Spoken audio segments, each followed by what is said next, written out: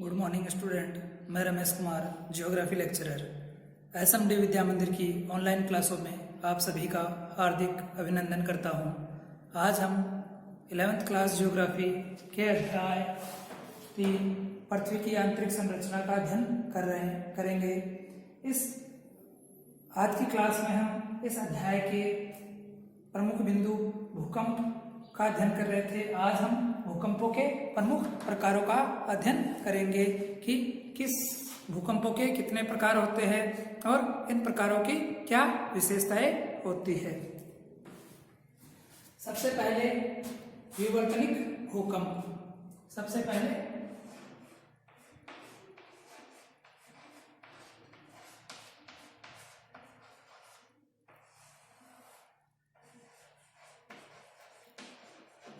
जिसे इंग्लिश में टेक्टोनिक भूकंप भी कहते हैं।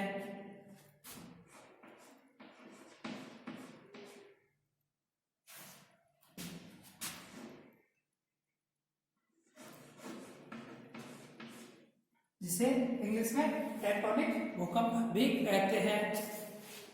विवर्तनिक भूकंप सामान्यतः पृथ्वी पर आने वाले जो भी भूकंप होते हैं, सामान्यतः पृथ्वी तल पर, पृथ्वी के धरातल पर जो भी भूकंप आते हैं वह लगभग सभी के सभी विवर्तनिक भूकंप की श्रेणी में ही आते हैं।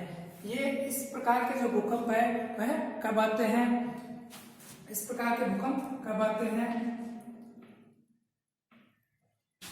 ये भूकंप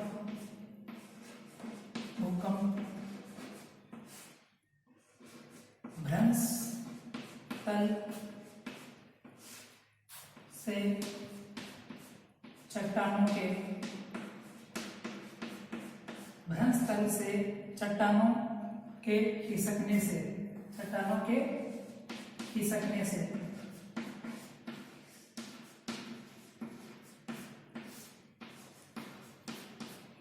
उत्पन्न होते हैं।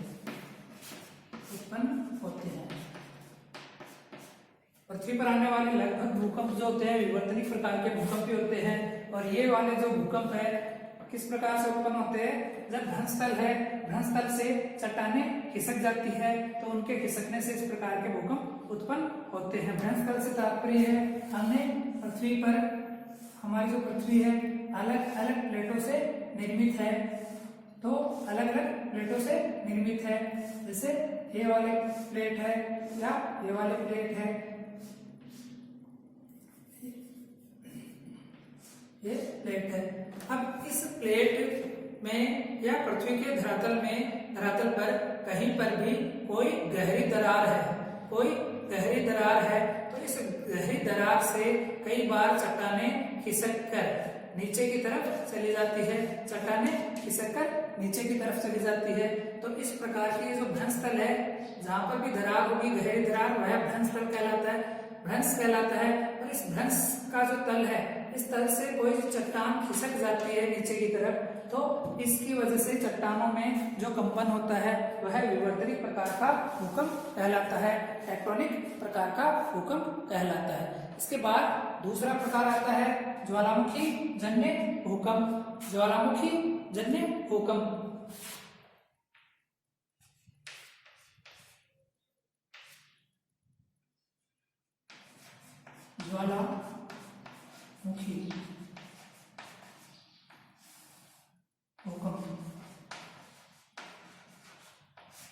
ज्वालामुखी भूकंप जो है वह विशिष्ट वर्ग का कोई विवर्तनिक भूकंप होता है। विशिष्ट वर्ग का कोई विवर्तनिक भूकंप होता है, उसी को ज्वालामुखी भूकंप समझा जाता है।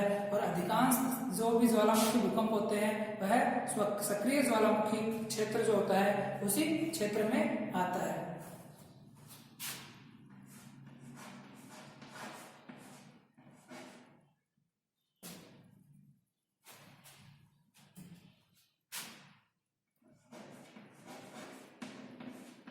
वोल्केनिक भूकंप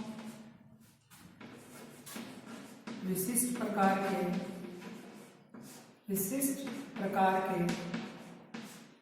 विवर्तनिक भूकंपों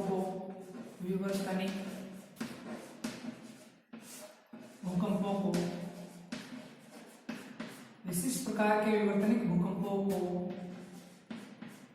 ही भूकंपों को ही ज्वालामुखी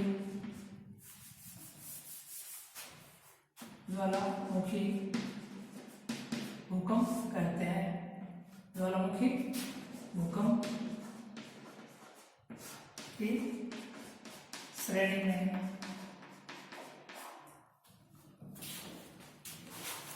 लिया जाता है।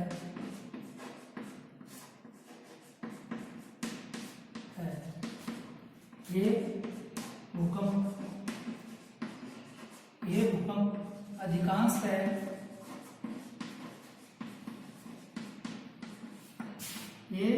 अधिकांशतः सक्रिय ज्वालामुखी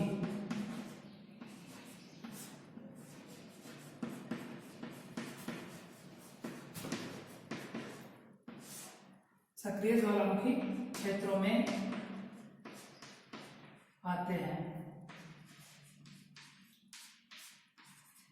सक्रिय ज्वालामुखी से तात्पर्य है जिन ज्वालामुखियों में वर्ष भर उद्गार जारी रहता है। जिन ज्वालामुखियों में वर्ष भर उद्गार जारी रहता है उन ज्वालामुखियों को सक्रिय ज्वालामुखी कहते हैं। जैसे स्ट्रोमली है, एटना है, पिनाटुबो है। तो इस प्रकार के जो सक्रिय ज्वालामुखी है उन सक्रिय ज्वालामुखी वाला जो क्षेत्र होगा धरातल पर उस क्षेत्र में ही यह वोल्केनिक प्रकार के या ज्वालामुखी प्रकार के भूकंप आते हैं। तीसरा है नियात भूकंप। तीसरा प्रकार है नियात भूकंप। तीसरा है नियात भूकंप, जिसे इंग्लिश में कोलैप्स भी कहते हैं।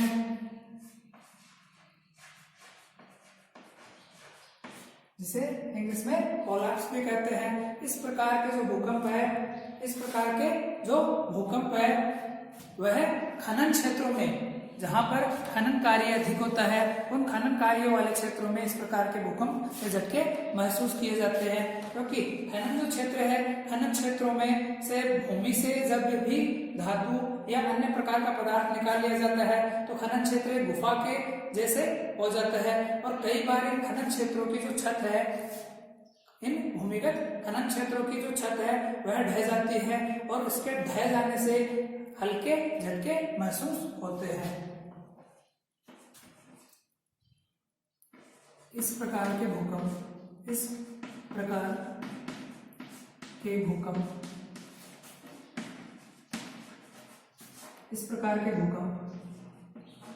खनन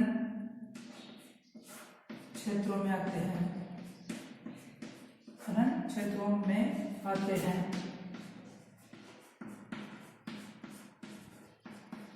जब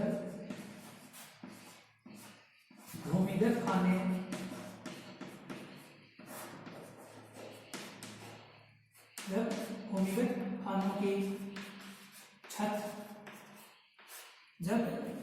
खानों की छत ढह जाती है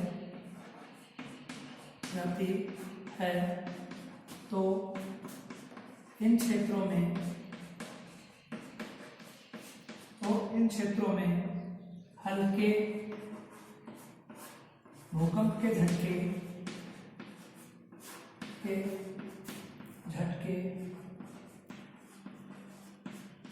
महसूस होते हैं, किए जाते हैं, जिन्हें नियात भूकंप या कोलैप्स भी कहते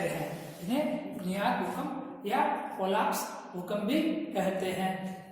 चौथा प्रकार है एक्सप्लोजिव भूकंप या विस्फोट भूकंप।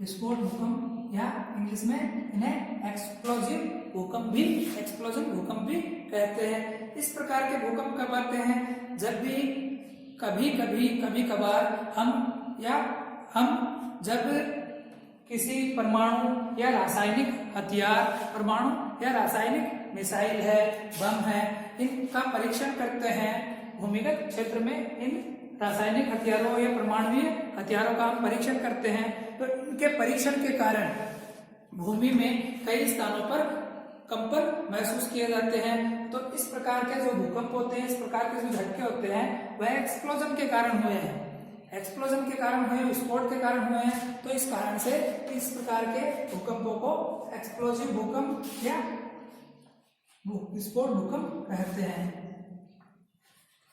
इस प्रकार के भूकंप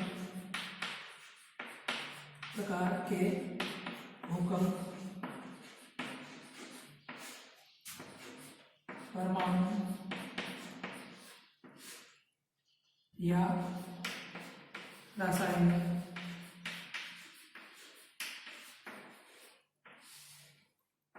हथियारों के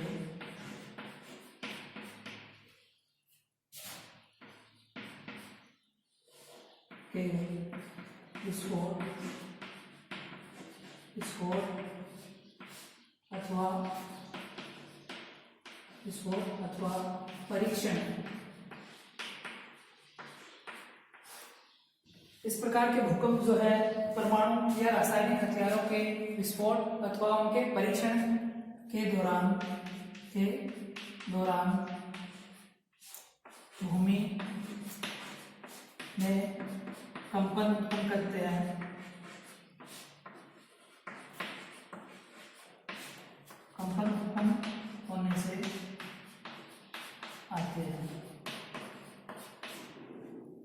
तो विस्फोट भूकंप कई बार जब भी हम कोई भी परमाणु परीक्षण, परमाणु हथियार का परीक्षण करेंगे या कोई किसी हैवी रासायनिक हथियार का भूमिगत परीक्षण करेंगे, तो उसकी वजह से भूमि में कंपन महसूस होता है और उस कंपन को ही हम विस्फोट भूकंप की श्रेणी में डाल देते हैं। चौथा है बांध जनित भूकंप। पांचवा है बांध जनित भूकंप। बांध जनित भूकंप, इस प्रकार के भूकंप कब आते हैं? किसी भी क्षेत्र में हम कृत्रिम रूप से जो बांध बनाते हैं, और उस बांध में जब पानी इकट्ठा किया जाता है तो कई क्षेत्र ऐसे होते हैं जो कमजोर क्षेत्र होते हैं। उन क्षेत्रों में उस पानी के दबाव की वजह से पृथ्वी का संतुलन बिगड़ जाएगा और पृथ्वी अपना संतुलन बनाए रखने के लिए उस बांध वाले क्षेत्र में जो झटके महसूस होते हैं, उन झटकों को बांध जनित भूकंप या रिजर्वेयर भूकंप कहते हैं। बांध जनित या रिजर्वेयर भूकंप कहते हैं। जो भूकंप बड़े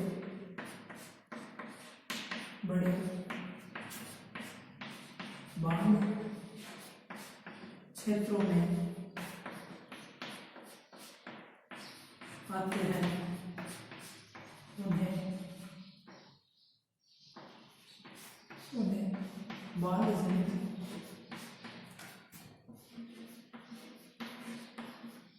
भूकंप कहते हैं।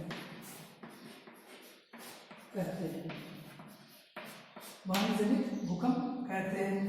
सीधी सी बात है बांध जनित भूकंप का, क्योंकि ये पृथ्वी का जो संतुलन है, एरी का, प्राट का, ये जो सिद्धांत दिए हुए हैं पृथ्वी के संतुलन का, वो हम बाद में देखेंगे। लेकिन उससे पहले शॉर्ट में आपको बता देता हूँ, पृथ्वी ने प्राकृतिक रूप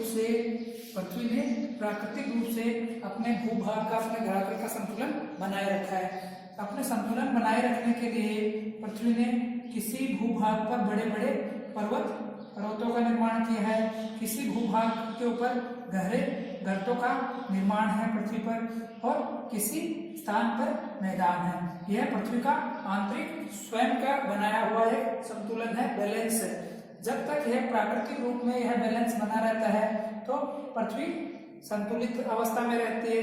लेकिन मानव क्या करते हैं, अपनी सुविधा के लिए इन पर्वतों को काट छांट कर, इनको तोड़कर इनको किसी दूसरे स्थान पर बिल्डिंग बना ली। तो बिल्डिंग बनाने से क्या हुआ, इस भूभाग पर तो वजन कम हो गया और इस भूभाग पर जहां पर मैदान था उस मैदानी भाग पर वजन अधिक हो गया। तो इससे क्या होगा, पृथ्वी का बैलेंस होगा वह डगमगाएगा और पृथ्वी इस अवस्था में जाने की कोशिश करेगी। जिस तरह से तराजू है उस तराजू की तरह पृथ्वी का बैलेंस बना है, तो इस तरह से पृथ्वी जाने की कोशिश करेगी, लेकिन पृथ्वी इस तरह से जा नहीं सकती। तो पृथ्वी क्या करेगी, इस बैलेंस को बनाने रखने के लिए एक कंपन महसूस कंपन क्रिएट करेगी। उस कंपन क्रिएट करने से पृथ्वी का कुछ भाग ऐसा होगा जहां पर यह इमारतें ढहने से वजन कम होना या पर्वतों के गिरने से किसी भूभाग के ऊपर वजन बढ़ने का कार्य होता है। जैसे कोई महिला या कोई पुरुष अपने सर पर काफी भारी वजन लेकर चलता है, लेकिन कुछ समय बाद उसे प्रतीत होता है कि उसका जो सर का वजन है वह किसी एक तरफ झुक रहा है, तो वह उस वजन को हल्का सा ऊपर उठा के गर्दन को हिलाता है, वजन को हिलाता है, और तो इससे वह वजन बैलेंस हो जाता है। वही प्रक्रिया पृथ्वी अपने संतुलन बनाए रखने के लिए करती है, और पृथ्वी के जो संतुलन की प्रक्रिया है, इसी प्रक्रिया के दौरान इस प्रकार के भूकंप आते हैं। अब मानव क्या करता है, बांध जनित भूकंप में प्रकृति ने अपने स्थान पर फिक्स स्थान पर पर्वत बनाए हैं, फिक्स स्थान पर गर्त बनाए हैं, फिक्स स्थान पर मैदान बनाए हैं, और अपने अनुसार ही एक अलग भूभाग पे समुद्र, महासागर या नदियां बनाई है। यह पृथ्वी का संतुलन है। लेकिन मानव क्या करता है, इन नदियों के बहते हुए पानी को किसी एक स्थान विशेष पर रोक लेता है, और स्थान विशेष पर रोकने के कारण इस पानी का भार इस क्षेत्र पर काफी अधिक हो जाता है। इस क्षेत्र पर काफी अधिक भार होने के कारण इस क्षेत्र की एक तो कमजोर चट्टानें होती है, वह टूटती है, उनके टूटने से भूकंप क्रिएट होता है। दूसरा, इस पानी के बांध के पानी की वजह से जो दबाव बना है, वजन बढ़ा है, काफी अधिक मात्रा में वजन बढ़ा है, इसकी वजह से पृथ्वी अपना बैलेंस खोने लगती है। तो पृथ्वी अपना बैलेंस बनाए रखने के लिए उस क्षेत्र में भूकंप की प्रकृति या भूकंप की क्रिया द्वारा अपना बैलेंस बनाने की कोशिश करती है। आज के इस वीडियो में धन्यवाद। आशा करता हूँ आपको भूकंपों के प्रकार समझ आए होंगे। अगर आपकी कोई भी समस्या, कोई भी डाउट हो तो वो आप कमेंट करके पूछ सकते हो। धन्यवाद।